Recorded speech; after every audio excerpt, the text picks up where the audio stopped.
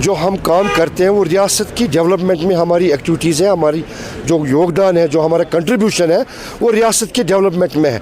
तो हमने ये एक दरख्वास्त दी थी ऑनरेबल सीएम ऑफिस में, तो उन्होंने आज हमें बुलाया। हमें बड़ी खुशी हुई क्योंकि हमारे मसाइल थे, हमारे मसले हैं रियासत को डेवलपमेंट में आगे लेने के लिए। हमारे बहुत सारे मसाइल हैं, फिजिकल कैश नहीं है ट्रेजरीज़ में, फंड्स नहीं है अवेलेबल। जो रिजी में थी वो रिजी में इसमें कुछ अपने मसाइल खड़ा करते थे और हमें तकलीफ़ों में डालते थे। तो हमारे रियासत के वज़ीर आला ने हमारी सब बातों को सुना, हमें आश्वासित किया, हमें भरोसा दिलाया कि मैं जम्मू में आप सब को बुला के जम्मू कश्मीर से जो सारे प्लाट ओनर्स हैं, जो ठेकेदार हैं, उनके प्रतिनिधियों को बुलाकर उन सब के साथ एक रिव्यू मीटिंग करेंगे। सब अफसरान को बुला के हमारी मसाइल को, जहाँ भी रियासत की कोशिश है, रियासत के वज़ीर आला की अपने वादा बंद है कि मैं रियासत की तमीर तरक्की में एक नया मुकाम दिलाऊंगा, उसी भरोसे पर हमने इस पार्टी को वोटिंग की। हमने लोगों ने इनको और एक बार इक़्तिदार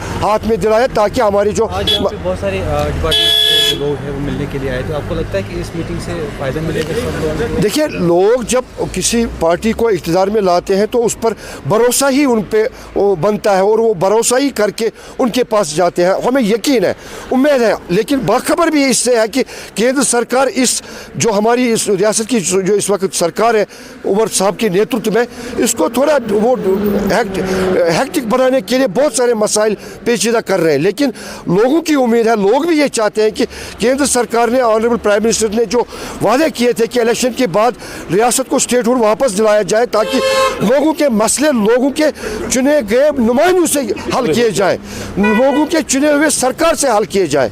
इसीलिए लोग चाहते हैं कि रियासत को स्टेटहुड वापस दिया जाए और जो मसले मसाइल है बेरोज़गारी के हवाले से, डेवलपमेंट के हवाले से, नौकरियों के हवाले से, सबको एड्रेस करके रियासत का जो वज़ीर आला इस वक्त उमर साहब है वो लोगों के उम्मीदों पर पूरा उतरे। और हमें बहुत शुक्रगुजार हैं हम सब की जो इस वक्त सारे इस वक्त डेलीगेशंस हैं, उनको बड़े पेशेंट तरीके से हमारे रियासत के उमर साहब सुन रहे हैं और उनको आश्वासित कर रहे हैं जो भी मुमकिन है एज अर्ली एज पॉसिबल वो उस पर एड्रेस करके लोगों को सहायता करें। आज एम्प्लॉयज़ जॉइंट एक्शन कमेटी की मीटिंग थी जनाब उमर अब्दुल्ला साहब से, ऑनरेबल चीफ मिनिस्टर से।